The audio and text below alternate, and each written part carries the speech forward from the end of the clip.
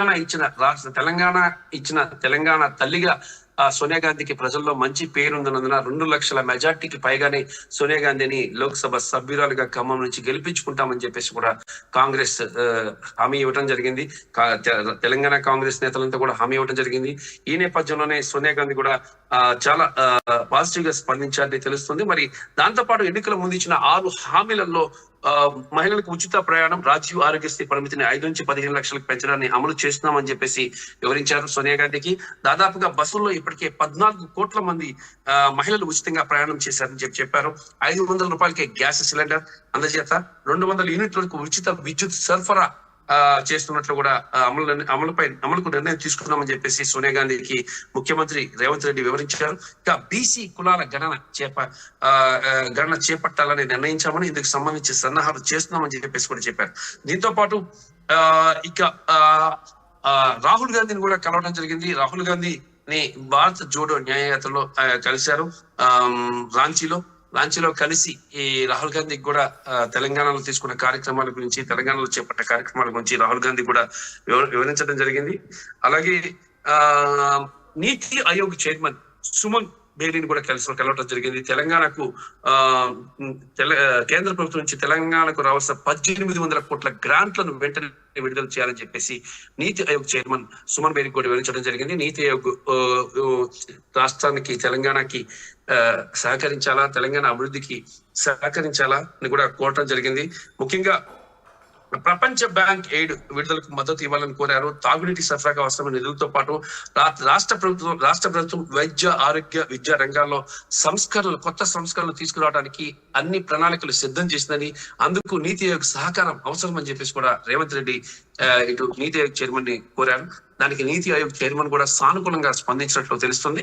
ఇక మరి ఈ ఒకవైపు బాత్ న్యాయయాత్ర, మరోవైపు సోనియా గాంధీతో మీటింగ్, ఇంకోవైపు నీతి ఆయోగ్ చైర్మన్ తో మీటింగ్, ఇలా చాలా బిజీగా గడిపారు రేవంత్ రెడ్డి. మరి ఈ టూర్ చాలా సక్సెస్ఫుల్ గా జరిగిందని చెప్పాలి.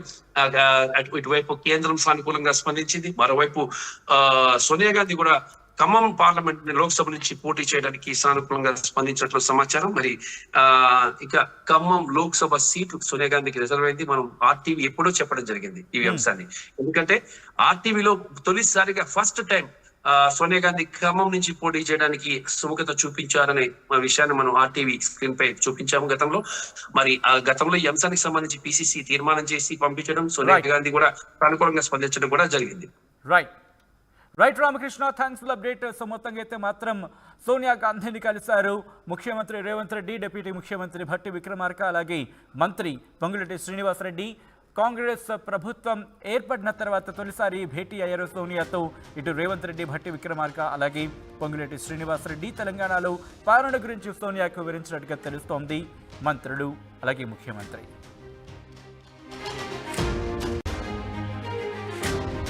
బ్రేకింగ్ న్యూస్ చూస్తున్నారు. సోనియా గాంధీని కలిశారు ముఖ్యమంత్రి రేవంత్ రెడ్డి, అలాగే డిప్యూటీ ముఖ్యమంత్రి భట్టి విక్రమార్క. కాంగ్రెస్ ప్రభుత్వం ఏర్పడిన తర్వాత తొలిసారి సోనియా గాంధీతో భేటీ అయ్యారు ఇద్దరు నేతలు. అలాగే తెలంగాణలో పాలన గురించి సోనియాకు వివరించారు రేవంత్, భట్టి. తెలంగాణ నుంచి పోటీ చేయాలని చెప్పి సోనియాకు విజ్ఞప్తి చేసినట్టుగా తెలుస్తోంది. ప్రజలకు ఇచ్చిన హామీలు అమలు చేస్తున్నాం, రాజీవ్ ఆరోగ్యశ్రీ, ఫ్రీ బస్సు అమలు చేస్తున్నాం, త్వరలోని 500 రూపాయలకు గ్యాస్, 200 యూనిట్ల ఉచిత విద్యుత్ అంశానికి సంబంధించి సోనియాకు వివరించినట్టుగా తెలుస్తోంది ముఖ్యమంత్రి రేవంత్, అలాగే డిప్యూటీ ముఖ్యమంత్రి భట్టి విక్రమార్క. ఇంకా ఎటువంటి డిస్కషన్స్ జరిగే, ఎటువంటి అంశాలను సోనియా గాంధీకి వివరించారో తెలుసుకునే ప్రయత్నం చేద్దాం. మా ప్రతినిధి రామకృష్ణ అప్డేట్స్ అందించేందుకు ఫోన్ లైన్లో జాయిన్ అవుతున్నారు. రామకృష్ణ, సోనియా గాంధీతో భేటీ అయ్యారు ఇటు రేవంత్ రెడ్డి అలాగే భట్టి విక్రమార్క. ఇంకా ఎటువంటి అంశాలను సోనియా గాంధీతో పంచుకున్నారు? తెలంగాణ ముఖ్యమంత్రి రేవంత్ రెడ్డి, అలాగే ఉప ముఖ్యమంత్రి మల్లు భట్టి విక్రమార్క, మంత్రి పొంగులేటి శ్రీనివాసరెడ్డి ముగ్గురు కూడా సోనియా గాంధీని కలిశారు. సోనియా గాంధీని కలిసి తెలంగాణలో అమలు చేస్తున్నటువంటి కార్యక్రమాలకు సంబంధించి గ్యారంటీలు, ఇప్పటికే 2 గ్యారంటీలు అమలు చేస్తాం, మరో 2 గ్యారంటీలను అమలు చేయబోతున్నామని చెప్పేసి కూడా సోనియాకి వివరించారు. దాంతోపాటు ఇక కీలకమైన అంశం ఏంటంటే ఖమ్మం నుంచి పోటీ చేయాలి, తెలంగాణలోని ఖమ్మం నుంచి పోటీ చేయాలని చెప్పేసి సోనియా గాంధీకి సూచించినట్లు సమాచారం అందుతుంది.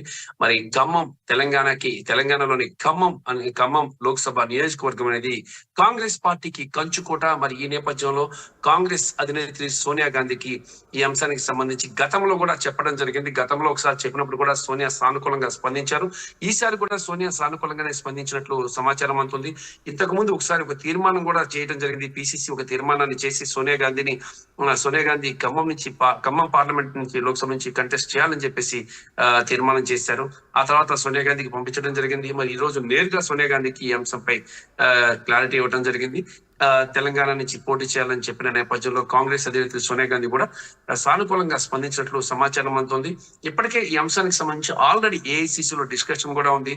గతంలో కూడా ఈ ప్రపోజల్ వచ్చిన నేపథ్యంలో మరి దాంతో పాటు తెలంగాణ ఇచ్చిన తెలంగాణ తల్లిగా సోనియా గాంధీకి ప్రజల్లో మంచి పేరుందన్నందున 2 లక్షల మెజార్టీకి పైగానే సోనియా గాంధీని లోక్సభ సభ్యురాలుగా ఖమ్మం నుంచి గెలిపించుకుంటామని చెప్పేసి కూడా కాంగ్రెస్ హామీ ఇవ్వడం జరిగింది. తెలంగాణ కాంగ్రెస్ నేతలంతా కూడా హామీ ఇవ్వడం జరిగింది. ఈ నేపథ్యంలోనే సోనియా గాంధీ కూడా చాలా పాజిటివ్ గా స్పందించారని తెలుస్తుంది. మరి దాంతో పాటు ఎన్నికల ముందు ఇచ్చిన 6 హామీలలో మహిళలకు ఉచిత ప్రయాణం, రాజీవ్ ఆరోగ్యశ్రీ పరిమితిని 5 నుంచి 15 లక్షలకు పెంచడాన్ని అమలు చేస్తున్నామని చెప్పేసి వివరించారు సోనియా గాంధీకి. దాదాపుగా బస్సుల్లో ఇప్పటికే 14 కోట్ల మంది మహిళలు ఉచితంగా ప్రయాణం చేశారని చెప్పారు. 500 రూపాయలకే గ్యాస్ సిలిండర్ అందజేత, 200 యూనిట్లకు ఉచిత విద్యుత్ సరఫరా చేస్తున్నట్లు కూడా అమలుకు నిర్ణయం తీసుకున్నామని చెప్పేసి సోనియా గాంధీకి ముఖ్యమంత్రి రేవంత్ రెడ్డి వివరించారు. ఇక బీసీ కులాల గణన చేపట్టాలని నిర్ణయించామని, ఇందుకు సంబంధించి సన్నాహాలు చేస్తున్నామని చెప్పేసి కూడా చెప్పారు. దీంతో పాటు ఇక రాహుల్ గాంధీని కూడా కలవడం జరిగింది. రాహుల్ గాంధీని భారత్ జోడో న్యాయయాత్రలో కలిశారు. రాంచీలో కలిసి ఈ రాహుల్ గాంధీకి కూడా తెలంగాణలో తీసుకున్న కార్యక్రమాల గురించి, తెలంగాణలో చేపట్టే కార్యక్రమాల గురించి రాహుల్ గాంధీ కూడా వివరించడం జరిగింది. అలాగే నీతి ఆయోగ్ చైర్మన్ సుమన్ బేడీని కూడా కలవడం జరిగింది. కేంద్ర ప్రభుత్వం నుంచి తెలంగాణకు రావాల్సిన 1800 కోట్ల గ్రాంట్లను వెంటనే విడుదల చేయాలని చెప్పేసి నీతి ఆయోగ్ చైర్మన్ సుమన్ బేడీ కూడా వివరించడం జరిగింది. నీతి ఆయోగ్ రాష్ట్రానికి, తెలంగాణకి సహకరించాలా, తెలంగాణ అభివృద్ధికి సహకరించాలా అని కూడా కోరటం జరిగింది. ముఖ్యంగా ప్రపంచ బ్యాంక్ ఎయిడ్ విడుదలకు మద్దతు ఇవ్వాలని కోరారు. తాగునీటి సరఫరాకు అవసరమైన నిధులతో పాటు రాష్ట్ర ప్రభుత్వం వైద్య, ఆరోగ్య, విద్యా రంగాల్లో కొత్త సంస్కరణలు తీసుకురావడానికి అన్ని ప్రణాళికలు సిద్ధం చేసిందని, అందుకు నీతి ఆయోగ్ సహకారం అవసరం అని చెప్పేసి కూడా రేవంత్ రెడ్డి ఇటు నీతి ఆయోగ్ చైర్మన్ ని కోరారు. దానికి నీతి ఆయోగ్ చైర్మన్ కూడా సానుకూలంగా స్పందించినట్లు తెలుస్తుంది. ఇక మరి ఈ ఒకవైపు భారత్ న్యాయయాత్ర, మరోవైపు సోనియా గాంధీతో మీటింగ్, ఇంకోవైపు నీతి ఆయోగ్ చైర్మన్ తో మీటింగ్, ఇలా చాలా బిజీగా గడిపారు రేవంత్ రెడ్డి. మరి ఈ టూర్ చాలా సక్సెస్ఫుల్ గా జరిగిందని చెప్పాలి. ఇటువైపు కేంద్రం సానుకూలంగా స్పందించింది, మరోవైపు సోనియా గాంధీ కూడా ఖమ్మం పార్లమెంట్ లోక్సభ నుంచి పోటీ చేయడానికి సానుకూలంగా స్పందించినట్లు సమాచారం. మరి ఇక ఖమ్మం లోక్సభ సీటు సోనియా గాంధీకి రిజర్వ్ అయింది. మనం ఆర్టీవీ ఎప్పుడో చెప్పడం జరిగింది ఈ అంశాన్ని. ఎందుకంటే ఆర్టీవీలో తొలిసారిగా